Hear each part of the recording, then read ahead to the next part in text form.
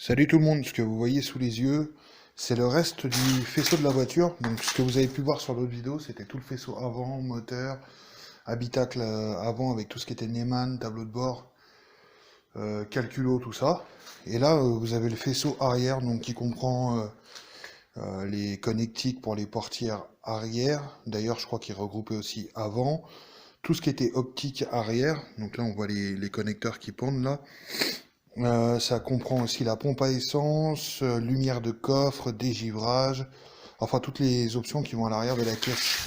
Et là où je vais m'arracher, j'ai plus de cheveux, mais il faut que je m'arrache quelque chose. Et non, pas ça. En fait, quand j'avais installé ce béquet d'Impreza et tout, ça passait nickel, pas de souci, le feu de stop était bien passé proprement et tout. Jusqu'au jour où, par un concours de circonstances, le fil s'était coupé à ras dans la doublure de coffre. Donc ce jour-là, j'avais procédé à une incision quelque peu, voilà, j'avais ouvert, ah merde, on voit pas, il n'y a pas la lumière. J'avais ouvert, et j'avais réussi en passant le fil là-dedans. Et après 20 000 tentatives, parce que forcément, il faut réussir à viser pour que le fil passe dans un... Là, vous le verrez pas, mais le trou, genre, il fait un 2 mm, quoi, même pas, il fait 1 millimètre.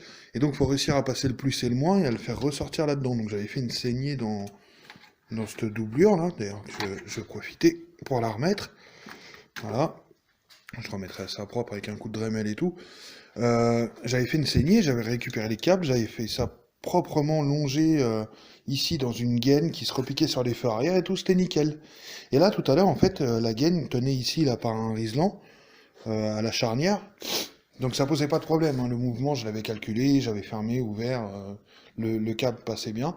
Et là, tout à l'heure, en enlevant un riselant, en voulant bourriner tout simplement, je tire un peu sur le câble pour faire péter le riselant parce que je retrouvais pas évidemment de quoi couper. Et ça m'a recoupé les fils à ras net du béquet d'Impreza. Donc ça veut dire qu'un de ces 4 matins, il faut que je démonte le feu de stop et que je refasse passer un plus et un moins là-dedans.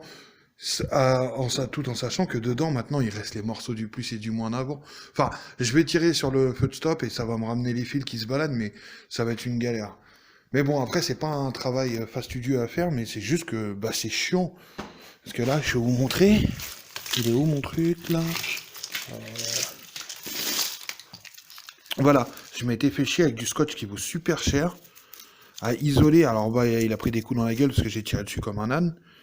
Mais à faire longer ça, il y a toute une section là qui longeait avec un scotch qui vaut super cher, qui est un peu stretch tissu pour électricien, pour électricité voiture. Et évidemment, il a coupé ce bâtard. Bon, enfin bref, peu importe. Tout le faisceau complet maintenant est sorti. C'est-à-dire que maintenant la voiture, en dehors du filtre à essence qui reste à l'avant et du tableau de bord, enfin, avec le siège que je vais enlever là, c'est en gros, grosso modo, c'est une coquille vide là. Donc maintenant, il y a juste à replacer ce faisceau là-dedans en se repérant, en remettant les connectiques à leur place. Ce qui est bien, c'est que cette voiture, elle était donc, je rappelle au tout départ avec son 1,3 litre, et le 1,3 litre, c'était celui des générations d'avant, donc toutes les connectiques qui sont liées au feu, à la pompe à essence et tout, sont du format de ce faisceau-là, puisque, je rappelle, le moteur 1,8 litre que je vais mettre dedans, c'est un moteur 1,8 litre des générations d'avant.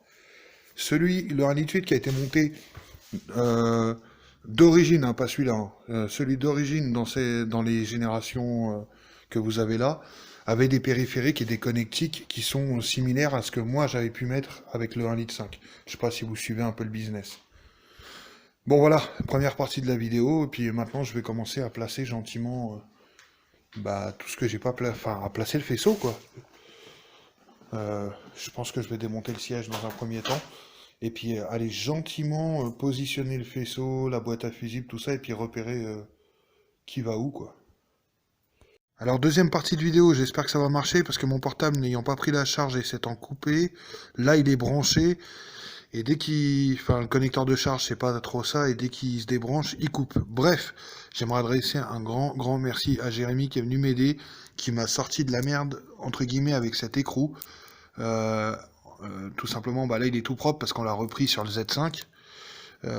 Il l'a repris, hein, parce que clairement, là c'est lui qui a vraiment charbonné avec son marteau, son burin. Il a réussi à m'extraire le goujon, et comme j'avais bien attaqué avec le casse-écrou, le pas de vis, enfin, il a sorti l'écrou, et avec le casse-écrou, j'avais entamé vraiment le goujon.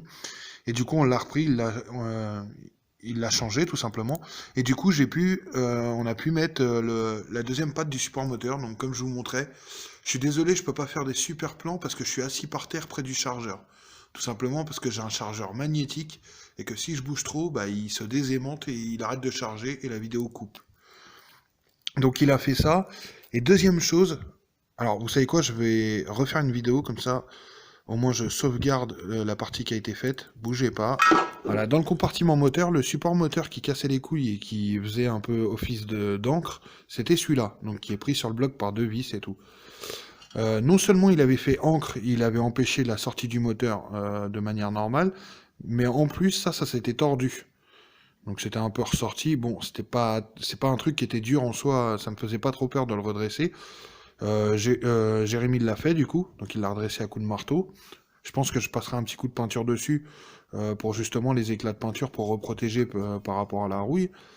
Et voilà, c'est lui qui faisait chier. Celui-là, faudrait que je le voie parce que quand j'avais fait le swap sur la Stina, il me semble que celui-ci on le reprend pas. Et une chose qui est sûre, c'est qu'il faut intervertir les traverses. Il faut prendre les traverses des générations qui vont avec ce bloc-là. Parce que sur ce bloc-là, au niveau de la boîte, vous avez un support à l'avant, un support à l'arrière. Dans les générations d'après, le support de boîte qui va sur la traverse, il n'y en a qu'un. Du coup, vous n'avez pas les trous, voilà.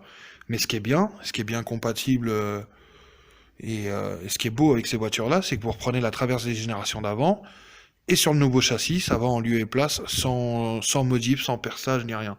Donc ça, c'est nickel. Il m'a bien sorti de la merde aussi en le sortant. Alors, je vous montrerai bien, mais là, je suis en charge. En fait, par rapport au cil en bloc, bah, du coup, qui maintient ce support moteur, vous avez une grosse vis transversale et cette vis, en fait, moi, j'avais passé les mains pour vérifier. C'était tout rond derrière. Je me suis dit, bah, c'est bon, il n'y a pas d'écrou. À tous les coups, j'ai oublié de la remettre quand avec mon pote, on avait swappé le Z5. Et donc du coup, bah cool. Donc j'avais essayé de sortir la vis, elle ne venait pas, je galérais et tout. Et je dis, bah écoute, avec ta clé à choc, parce qu'il est venu avec une clé à choc, je dis, bah c'est sûr que, enfin je pense que ça va le faire.